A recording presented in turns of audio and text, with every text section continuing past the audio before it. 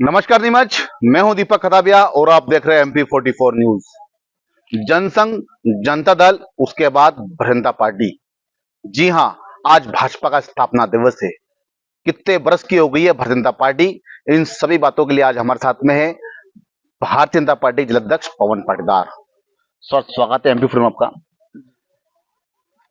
जनसंघ, जनता party, उसके बाद Bharatiya Janata party, कितने वर्ष की हो गई है आज भारतीय जनता पार्टी? आज भारतीय जनता पार्टी का 45वां स्थापना दिवस है और 45वां स्थापना दिवस हम सभी कार्यकर्ता हर्षोल्लास के साथ मना रहे हैं। पूरे जिले वासियों को और आपस में मिठाई वितरण करते हुए एक आनंद के साथ में, क्योंकि कार्यकर्ता और जीवन में कोई भी व्यक्ति तभी आनंदित होता है जब वो इस धरती पर आता है और धरती माँ के लिए कुछ करता है और समाज के लिए कुछ करता है। तो आज 45वां स्थापना दिवस भारतीय जनता पार्टी का है। 45वां दिवस है भारतीय जनता पार्टी का। 45 वर्ष की हो गई भारतीय जनता पार्टी, लेकिन देखा गया कि बड़ी संख्या में कांग्रेस छोड़ भाजपा में लोग शामिल हो रहे हैं। वैसे ही भाजपा समुंदर है तो महासागर बनाने की क्या जरूरत है? इतनी भीड़ को इकट्ठी करने की क्या जरूरत है? देखिए दीपक जी, जनसंघ, फिर जनता पार्टी और फिर भारतीय जनता पार्टी, कभी भी हमारे नेताओं ने देश हित के साथ समझौता नहीं किया। चाहे हम दीनदयाल जी की बात करें, चाहे हम डॉक्टर श्यामा प्रसाद मुखर्जी की बात करें, तो डॉक्टर श्यामा प्रसाद मुखर्जी उस समय की सरकार में मंत्री थे। वे चाहते तो उस सरकार की सुख सुविधाओं को भोग सकते थे, लेकिन उनके मन में दर्द था कि एक देश में दो विधान, दो प्रधान, दो निशान नहीं चलेंगे, और उसको लेकर उन्हें सारी सुख सुविधाओं को ठोकर मार दी और जनसंघ के माध्यम से और उन विचारों को साथ में लिए उन्होंने पूरे देश भर में यात्रा करी और उसके बाद कहीं कहीं रहस्यमय स्थिति में उनकी मृत्यु हो गई। तो उसके बाद भी समझौता उनने देश हित के साथ नहीं किया। वैसे ही दीनदयाल जी थे। तो इस भारतीय जनता पार्टी को जिन भी लोगों ने, जिन पुरखों ने खड़ा किया है, हर व्यक्ति की प्राथमिकता देश रहा और आज भी भारतीय जनता पार्टी के प्रत्येक कार्यकर्ता की प्राथमिकता देश है, नेशन फर्स्ट है।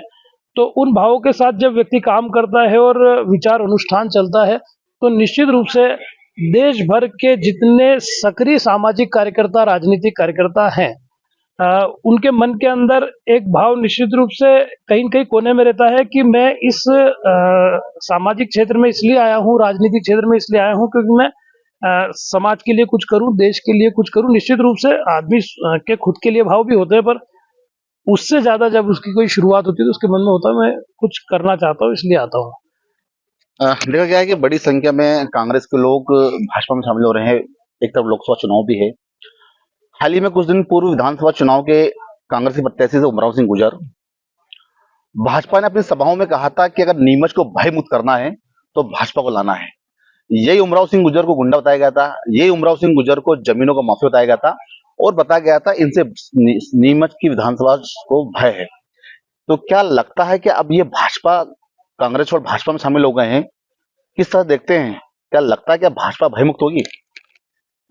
मेरा जो आपने पिछली बार प्रश्न पूछा था और मैं उसको थोड़ा सा आगे और बढ़ा दूं। मैंने जैसा कि कहा कि हर व्यक्ति के मन में भाव होते हैं मैं कुछ करूं, लेकिन जब वो शुरुआती दौर में जिस विचार और जिस दल से जुड़ जाता है, उस दल के साथ में वो काम करता रहता है और उस दल के विचार और कार्यप्रणाली से जब वो संतुष्ट नहीं होता है, क्योंकि आज कहीं न कहीं कांग्रेस ने इतने लंबे समय से देश पर राज किया, देश में सरकार कांग्रेस की रही, लेकिन कांग्रेस की सरकार निज हितों का को सिद्ध करती हुई और उनके नेता सदैव निज हितों को सिद्ध करते हुए उन्होंने सरकार चलाई, कभी भी जनहित या देश हित की प्राथमिकता नहीं रखी। तो निश्चित रूप से जब तक व्यक्ति जिस दल में रहता है, उस दल की विचार और उस दल के सोच के साथ में काम करता है, लेकिन जब उसकी आंखें खुलती है कि मैं करने क्या आया था और मैं करने क्या लगा हूं, तब उसे लगता है कि मुझे किस रास्ते का चयन करना चाहिए जो ठीक होगा। किसी को कब लगता है, किसी को उम्र के किसी पड़ाव पे लगता है या जब भी लगता है।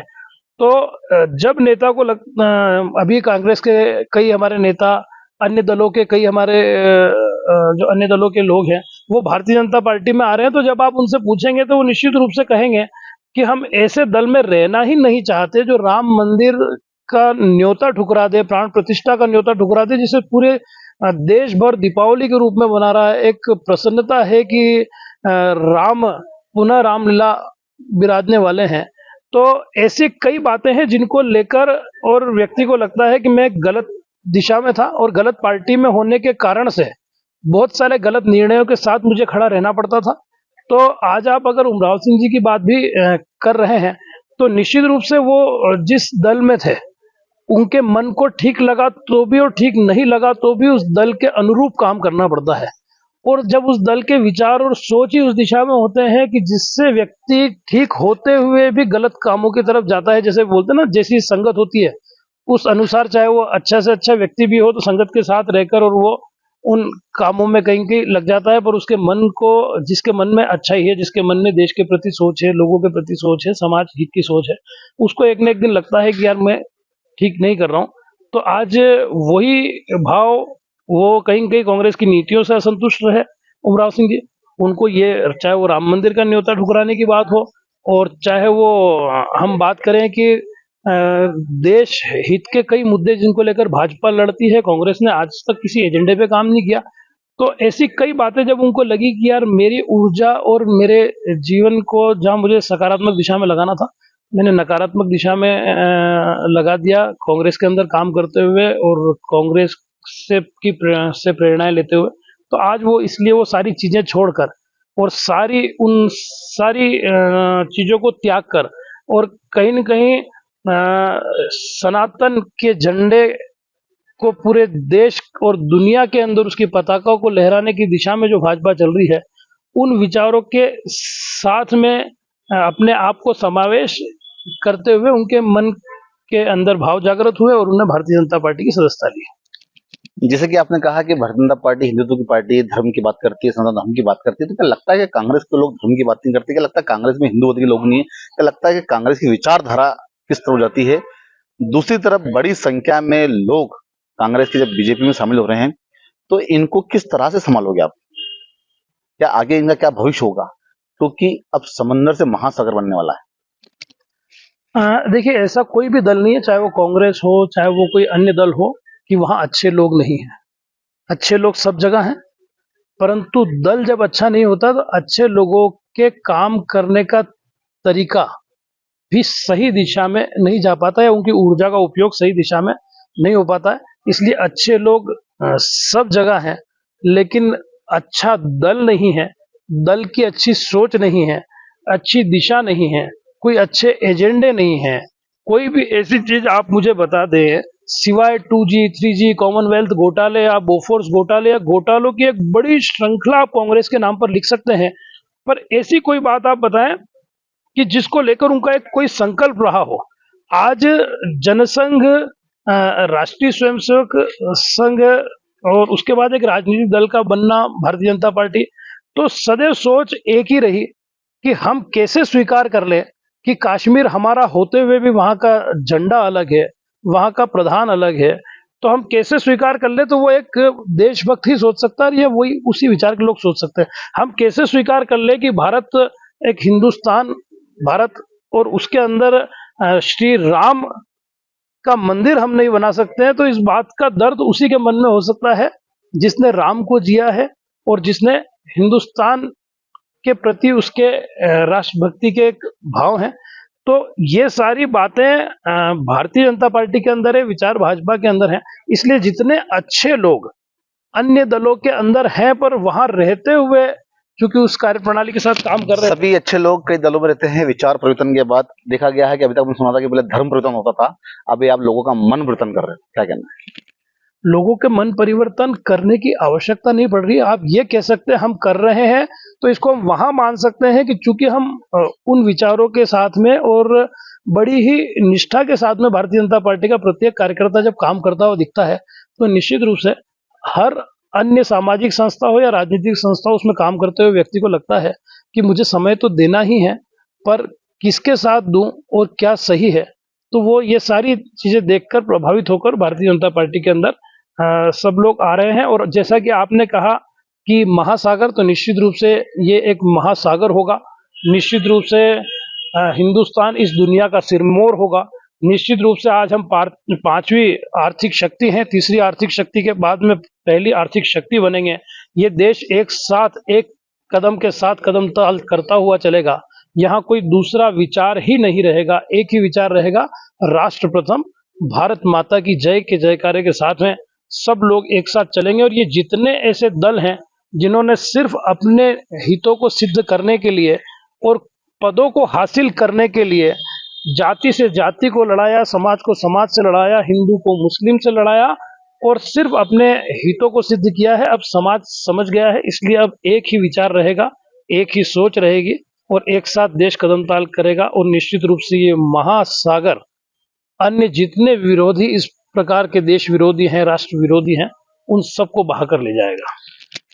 पहले धर्म परिवर्तन, मर्म परिवर्तन देखा गया है कि बड़ी संख्या में कांग्रेस का मन परिवर्तन हो रहा है और वो अपने घर वापसी की तरफ या भाजपा की तरफ को जा रहे हैं। कहना है बड़ी संख्या में पवन जी का बड़ी संख्या में लोग आ रहे हैं। देखा जाए कि आज भी कांग्रेस के बड़ी संख्या में लोग भाजपा में शामिल हो रहे हैं। करीब नीमच जिले से कितने लोग आज भाजपा में शामिल होंगे? और प्रदेश की बात की जाए तो किस तरह से बड़ी संख्या में कांग्रेस छोड़ लोग भाजपा में शामिल हो रहे हैं? पूरे प्रदेश की बात करें तो आज लाखों की संख्या में भारतीय जनता पार्टी की सदस्यता कई अन्य दल के कार्यकर्ता लेंगे और नीमच में भी हजारों की संख्या में लेंगे।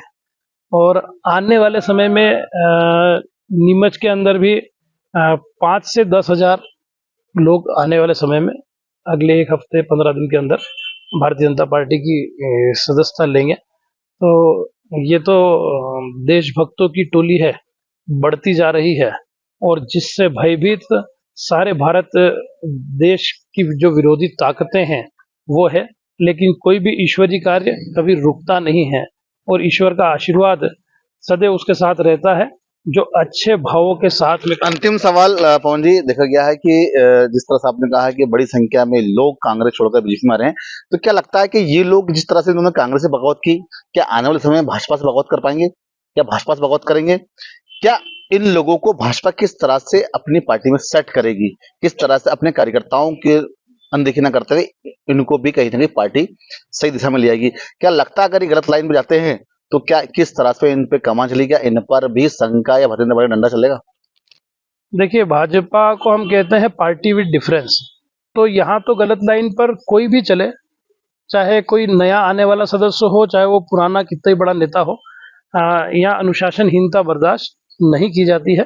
तो वो तो सबके लिए समान है, एक परिवार है। जो कोई व्यक्ति आज आ रहा है वो भी परिवार का अंग है, जो पहले से है वो भी परिवार का अंग है। तो अनुशासनहीनता तो भाजपा में किसी भी प्रकार की किसी के भी द्वारा की हुई कहीं बर्दाश्त नहीं की जाती है। और जहां तक आप कह रहे हैं सेट हो जाएंगे, तो वे आएंगे। जैसे मैंने कहा कि जैसी संगत होती है, आप मंदिर में जाएंगे तो मंदिर जैसे भाव बनेंगे और आप मधुशाला में जाएंगे तो मधुशाला जैसे भाव बनेंगे। तो ये तो मंदिर है, इसमें आ रहे हैं तो मंदिर वाले भाव ही सबके बनेंगे। तो ये थे हमारे साथ में भाजपा जिलाध्यक्ष पवन पाटीदार, जिन्होंने साफ कहा है कि बड़ी संख्या में लोग कांग्रेस छोड़कर भाजपा में शामिल हो रहे हैं। जहां मंदिर होता है, मंदिर से विचार आते हैं और अगर मधुशाला में होंगे तो उनके विचार उस प्रकार के होंगे।